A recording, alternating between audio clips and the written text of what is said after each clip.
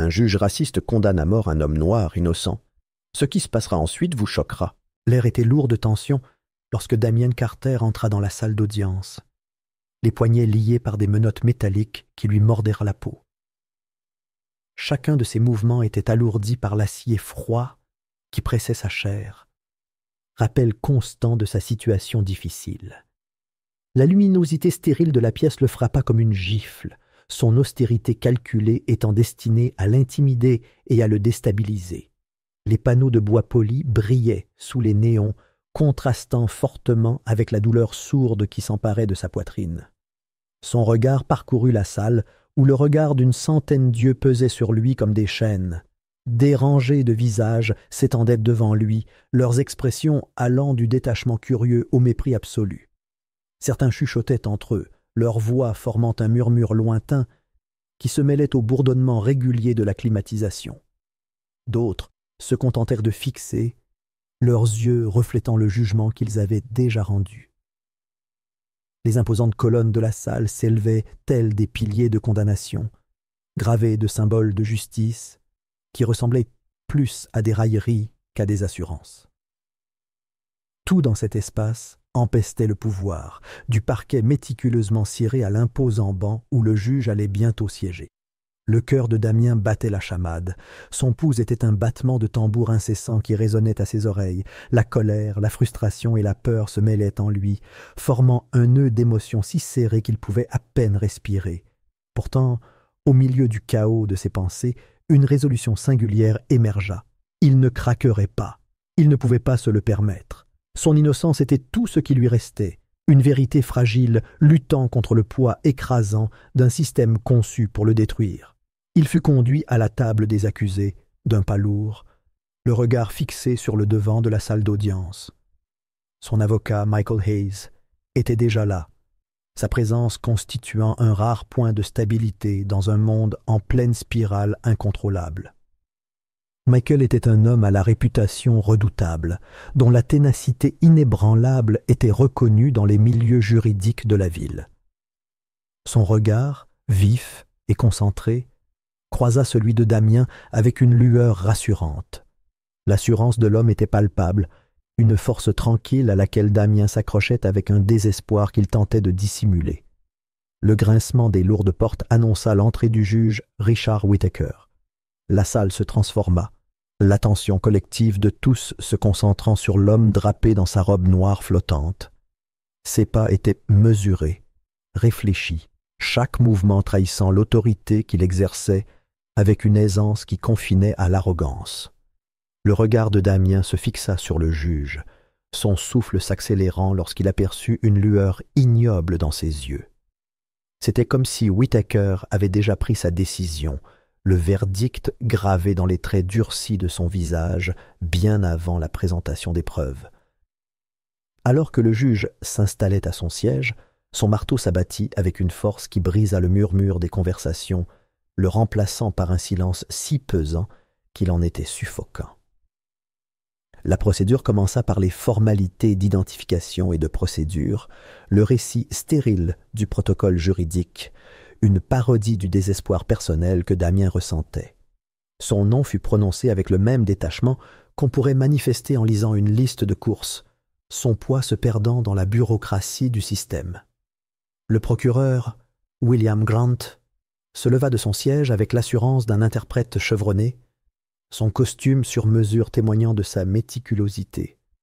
Grant était connu dans toute la ville pour ses tactiques impitoyables, ses liens étroits avec l'élite politique, lui conférant un pouvoir qui s'étendait bien au-delà des limites de la salle d'audience. Sa voix était douce, chaque mot soigneusement prononcé, tandis qu'il exposait les accusations avec un charisme qui démentait le venin de ses accusations. Damien écouta dans un silence stupéfait Grant le dépeindre comme un criminel violent, son nom déformé en quelque chose de méconnaissable sous le récit calculé du procureur.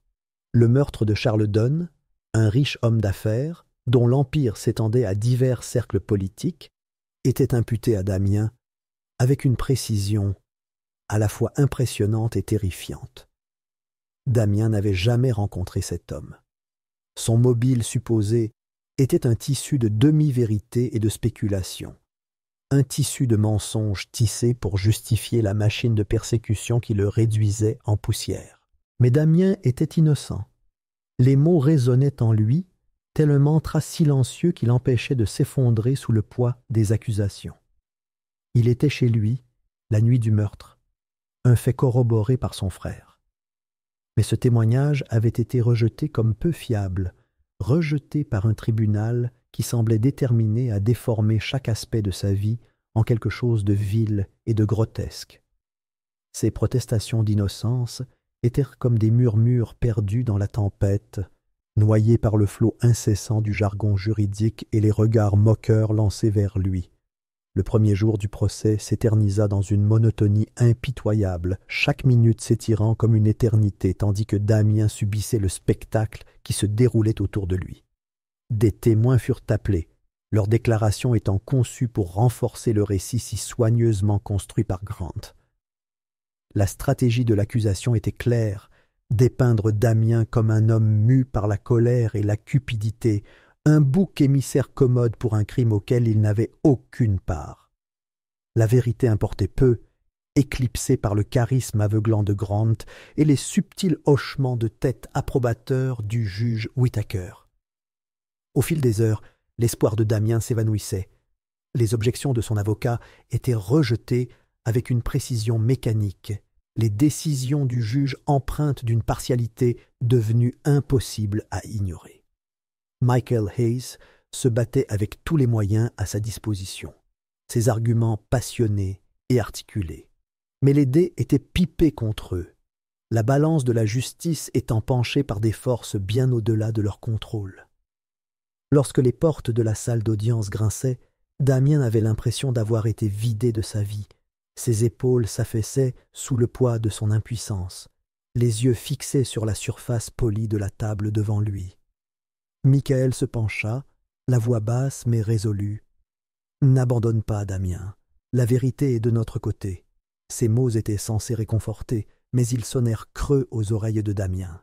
Son regard se porta vers le banc du juge, où un léger sourire narquois persistait sur le visage de Whittaker comme une tache indélébile. Michael passa la semaine suivante à se frayer un chemin à travers un labyrinthe de mensonges et de demi-vérités, ces nuits blanches étant consumées par la lueur des écrans d'ordinateur et le brassage incessant des documents. Des piles de rapports de police, de témoignages et d'images de surveillance jonchaient son bureau exigu, témoignant de son désespoir. La vérité était profondément enfouie, dissimulée sous des couches de tromperie si inextricablement tissées qu'elle menaçait de l'engloutir tout entier. Mais la détermination de Michael demeurait inébranlable. Pour Damien, il traverserait le feu. Les preuves contre Damien étaient minces comme du papier, mais elles tenaient bon, leurs arêtes vives sapant les derniers espoirs de Michael. Chaque prétendue preuve avait été méticuleusement construite pour dépeindre Damien comme un meurtrier, un méchant bienvenu pour une ville cherchant désespérément à démontrer son dévouement à la justice. Le dossier de l'accusation reposait sur des fondations fragiles, mais sa présentation était impeccable, polie jusqu'à un vernis brillant qui aveuglerait un jury partial. Les jours se fondaient dans les nuits, le temps s'écoulant dans un flou cruel. Les appels téléphoniques de Michael restèrent sans réponse, ses demandes de documents bloquées par l'indifférence bureaucratique et une hostilité manifeste. Pourtant, il persévérait, l'épuisement lui lançant une douleur sourde. Ses doigts tremblaient en traçant des lignes de texte, ses yeux cherchant tout ce qui ne collait pas. Et puis, alors que l'obscurité semblait envahir tout, il la trouva. Elle était enfouie dans les rapports de police, une subtile incohérence que la plupart auraient négligée. L'inspecteur principal, Jack Nolan, avait modifié ses déclarations. Dans le rapport initial, la description du suspect était vague, un souvenir flou qui laissait planer le doute. Mais dans le rapport final au tribunal, la description avait été opportunément affinée, modelée pour correspondre à l'apparence de Damien avec une précision troublante. Cette constatation frappa Michael comme un éclair. quelqu'un avait falsifié les preuves. Et puis il y eut la rencontre. Une rencontre fortuite avec un officier à la retraite nommé Brian Mathers, un homme dont l'apparence grisonnante trahissait des années passées à patauger dans les bas-fonds de la ville. Michael le trouva sirotant un verre de whisky bon marché dans un bar miteux de la périphérie, le regard embrumé mais suffisamment perçant pour percer les mensonges qu'on lui avait fait avaler. La vérité jaillit entre des gorgées de liquide ambré et des rires amers. Les ordres venaient d'en haut. Cette affaire était truquée dès le départ, conçue pour balayer un problème gênant avec une efficacité impitoyable. Il leur fallait un bouc émissaire, quelqu'un qui ne manquerait pas, quelqu'un dont l'innocence n'aurait aucune importance tant que le spectacle continuerait. La voix de Michael tremblait de rage, tandis qu'il insistait auprès de l'homme. Pourquoi Damien? Qu'avait-il fait pour mériter la pleine force d'un système corrompu qui s'abattait sur lui? La réponse le glaça au plus profond de lui-même. 2 semaines avant le meurtre, le frère de Damien avait porté plainte contre un homme politique de haut rang pour confiscation illégale de terres. Et le meilleur ami de cet homme politique, le juge Richard Whittaker. Les pièces du puzzle se sont mises en place avec une clarté brutale. Un juge corrompu, un homme politique prêt à piétiner des vies innocentes pour protéger son empire, et un procureur prêt à déformer la vérité pour assouvir ses propres ambitions. Cette prise de conscience fut comme un couteau dans le ventre de Michael, la douleur de la trahison se mêlant à la détermination brûlante. Il devait agir, il devait révéler la vérité. Mais la justice avançait à son rythme glacial, et le lendemain, le tribunal arriva avant que Michael n'ait pu rassembler toutes ses conclusions. Le sort de Damien semblait scellé dès son retour dans la salle d'audience, l'air abattu et abattu. L'accusation avançait avec l'élégance d'un prédateur, présentant des preuves falsifiées et des témoignages préparés avec l'assurance d'un homme qui savait qu'il avait toutes les cartes en main. Témoin après témoin, leurs déclarations reprenaient le récit inventé par Grant, si soigneusement construit. L'arme du crime, un couteau ensanglanté, avait été retrouvé près de l'appartement de Damien, une coïncidence trop parfaite pour être vraie. Les images de vidéosurveillance avaient été falsifiées, leurs horodatage manipulés pour suggérer la présence de Damien à proximité de la scène du crime. Et le juge Whittaker laissait tout faire, le regard froid et inflexible, chacune de ses décisions étant défavorable à la défense. Michael se débattit de toutes ses forces, ses objections acerbes et précises, ses contre-interrogatoires empreints de la fureur d'un homme qui assiste à la destruction d'une vie innocente. Mais ses efforts furent comme des cailloux lancés contre un mur de forteresse. Chaque objection fut rejetée, chaque tentative de présenter des preuves rejetée avec une indifférence mécanique. La salle d'audience était devenue un théâtre de cruauté. Ces procédures n'étant guère plus qu'une mise en scène orchestrée pour aboutir à un résultat unique et inévitable. Puis, c'est arrivé. Les mots tombèrent des lèvres de William Grant avec la force d'un glas. Sa voix était emplie d'une fausse vertu lorsqu'il fit sa recommandation. La peine de mort. Les mots résonnèrent dans l'esprit de Damien, leur signification trop monstrueuse pour être pleinement saisie. Sa vision se brouilla, ses pensées se perdirent dans un brouillard d'incrédulité et de terreur. Le marteau du juge Whittaker s'abattit avec une force qui brisa les derniers espoirs qui s'accrochaient à l'âme de Damien. Le tribunal lui donne raison. Damien Carter est condamné à mort. Le verdict fut prononcé avec un calme glacial, comme si la vie de Damien n'était qu'un désagrément dont on pouvait se débarrasser d'un simple mouvement de poignet. La salle d'audience fut envahie par un brouhaha, les voix des spectateurs se mêlant aux battements de cœur de Damien. La voix de Michael lui parvint, faible et frénétique, mais les mots se perdirent sous le poids de la sentence qui pesait sur lui. Ses poignets palpitaient, là où les menottes s'enfonçaient dans sa peau, leur morsure froide annonçant maintenant quelque chose de bien pire. Et tandis qu'il était traîné hors de la salle d'audience, les yeux de Damien se sont fixés sur le sourire narquois du juge Whittaker, un rappel écœurant de la corruption qui avait scellé son destin. La salle d'audience fut plongée dans le chaos, l'air chargé de cris d'angoisse et d'indignation. La mère de Damien s'effondra contre les bancs de bois, ses gémissements fendant le vacarme comme des éclats de verre. Ses mains griffèrent l'air, cherchant ce qui lui avait déjà été arraché. Ses cris résonnèrent sur les murs de marbre froid, surpassant les murmures et les cris qui inondaient la salle. La pièce devint un cauchemar déformé, où le chagrin et la fureur se mêlaient à un cœur grotesque de désespoir. Le visage de Michael pâlit, ses poings serrés si fort que ses ongles lui faisaient saigner les paumes. Sa poitrine se soulevait sous une respiration saccadée. Son esprit était une tempête frénétique de rage et d'incrédulité. Ils avaient refait le jeu d'un système truqué, leur vérité écrasée sous le poids de la corruption. Le sourire narquois du juge resta gravé dans ses pensées, rappel pervers de leur impuissance. Mais alors même que les huissiers évacuaient la salle d'audience, poussant les spectateurs vers la sortie en aboyant des ordres, la détermination de Michael se solidifiait. Devant le palais de justice, les vautours médiatiques de la ville grouillaient. Les flashs des caméras et les micros pointés vers les fonctionnaires, impatients de transformer les événements de la journée en une nouvelle manchette. Justice rendue, hurlaient les journaux au matin, leur encre déjà imbibée de mensonges. Damien était dépeint comme un criminel violent, une menace pour la société, dont le sort avait été scellé par la main impitoyable de la justice. Les articles parlaient de clôture et de droiture, des mots détournés au gré des intérêts du pouvoir. À huis clos, les politiciens se félicitaient autour de verres de whisky vieilli, leur rire nourri par la satisfaction d'avoir fait taire une nouvelle menace pour leur empire. La condamnation de Damien avait été le spectacle parfait, une démonstration publique de leur autorité qui résonnerait dans toute la ville. Ils trinquaient à leur succès, les mains tachées du sang des innocents, mais la conscience intacte de la culpabilité.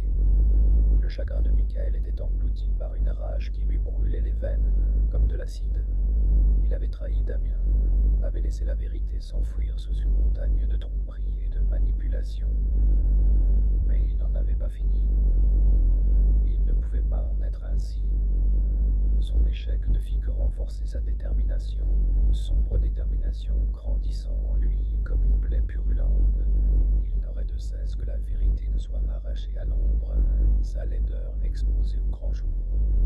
Cette même nuit, Michael rassembla les rares alliés en qui il pouvait encore avoir confiance, ceux qui n'avaient pas été achetés ou réduits au silence par la peur, des amis qui croyaient encore en la notion fracturée de justice, qui partageaient son indignation face à la corruption qui couvait dans les veines de la ville. Leurs réunions se tenaient dans les recoins ombragés d'immeubles abandonnés et de chambres d'hôtels anonymes, leurs conversations se faisant à voix basse et chargées de paranoïa. Les jours se transformèrent en semaines, tandis que l'enquête de Michael approfondissait la corruption qui infectait la ville. Des documents furent exhumés, des archives reliant le juge Whittaker au puissant politicien que le frère de Damien avait osé défier. Des transactions financières enfouies sous des couches de fausses sociétés, des appels téléphoniques passés au cœur de la nuit, des courriels cryptés mais accessibles à ceux qui étaient suffisamment déterminés pour les déchiffrer. Morceau par morceau, la conspiration commença à se défaire, mais à mesure que Michael se rapprochait de la vérité, les forces déployées contre lui s'intensifiaient. Des menaces anonymes parvenaient jusqu'à sa porte, des messages cryptés à l'encre rouge l'avertissant d'abandonner sa quête. Son téléphone sonnait à toute heure, la voix déformée et menaçante, promettant des conséquences inimaginables s'il poursuivait sa traque. Ce n'était pas que des mots. D'étranges voitures le suivaient dans les rues de la ville, leurs phares braqués sur lui tels des prédateurs attendant le moment idéal pour frapper. Son appartement fut cambriolé à plusieurs reprises, ses affaires fouillées et mises en pièces, comme pour lui rappeler combien il était facile de l'atteindre. Son bureau est devenu une forteresse de paranoïa, ses fenêtres couvertes, ses portes renforcées, chacun de ses mouvements alourdi par le sentiment suffocant d'être observé. Même la police, qui aurait dû se poser en protectrice de la loi, manifesta sa présence de la pire des manières. Des policiers lui rendirent visite à son domicile de manière soudaine et importune, leur comportement constituant une menace à peine voilée. Les conversations étaient émaillées d'avertissements déguisés en conseils amicaux, suggérant qu'il ferait mieux de laisser les choses se faire. Pourtant, à chaque obstacle se dressant sur son chemin, sa fureur ne fit que grandir. Il continua d'enquêter sur les liens entre Whittaker et l'homme politique, son enquête devenant une obsession qui le laissait vide et las. Les nuits blanches se transformèrent en journées fiévreuses passées à éplucher les preuves, les yeux injectés de sang, les pensées embrouillées et à vif. La corruption était plus profonde qu'il ne l'avait craint, un réseau d'influence et de pouvoir s'étendant bien au-delà d'une simple salle d'audience.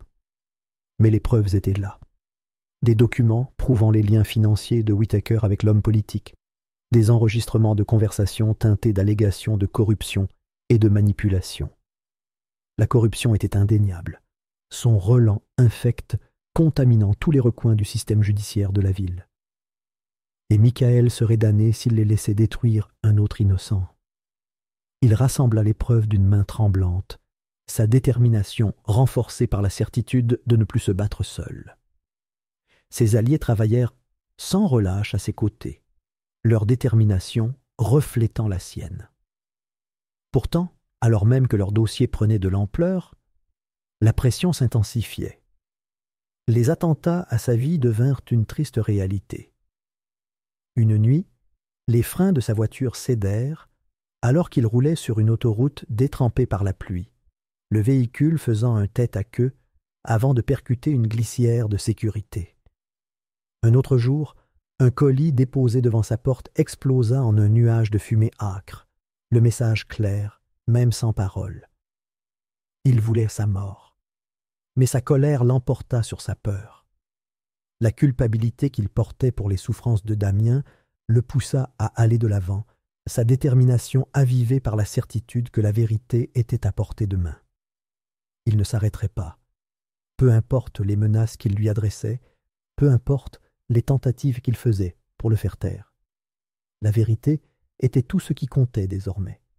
2 semaines plus tard, Michael se tenait de nouveau devant le tribunal, les épaules droites, le regard brillant d'une détermination farouche.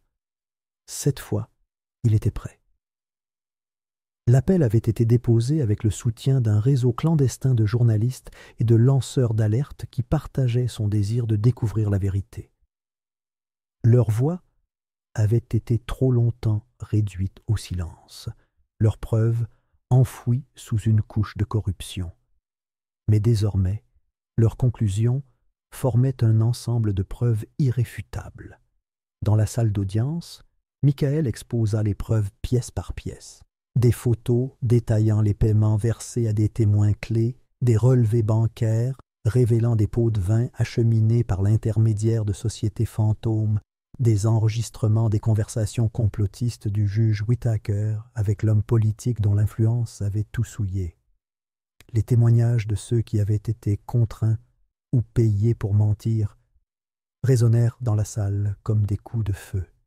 L'air se fit lourd d'incrédulité, de colère et de la prise de conscience écœurante d'une trahison. La salle d'audience sombra dans le chaos. Le teint du juge Whittaker prit une teinte grisâtre et maladive, tandis que la vérité se dévoilait devant lui. Ses mains tremblaient sur le banc, son autorité s'effritant à chaque nouvelle révélation.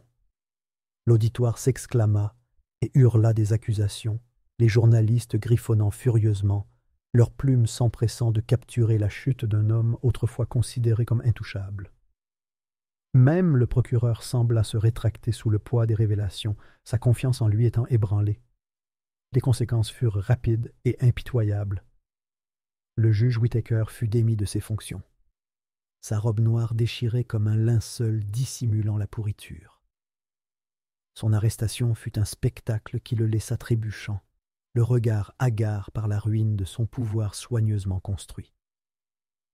L'homme politique avec lequel il avait conspiré fut lui-même exposé, sa réputation traînée dans la boue, son influence réduite en cendres. La condamnation de Damien fut enfin annulée, la tache d'injustice lavée par le flot incessant de la vérité. La liberté lui fut un soulagement doux amer. Sa vie avait été brisée, son temps volé, mais le cauchemar était enfin terminé. Pourtant, la victoire avait un prix. La réputation de Michael était en ruine, sa carrière presque anéantie par ceux qui cherchaient à le discréditer. La ville qu'il avait autrefois servi avec fierté le regardait désormais avec suspicion et dédain. Alors que Michael quittait le palais de justice, d'un pas lourd mais résolu, il savait qu'il avait fait le bon choix. La bataille était gagnée, mais la guerre contre la corruption ne faisait que commencer. Sa vie avait été réduite à néant, mais des cendres de son ancien moi, quelque chose de nouveau avait commencé à prendre forme. Une force plus forte que la peur, plus durable que la rage. Le genre de détermination capable de renverser des empires.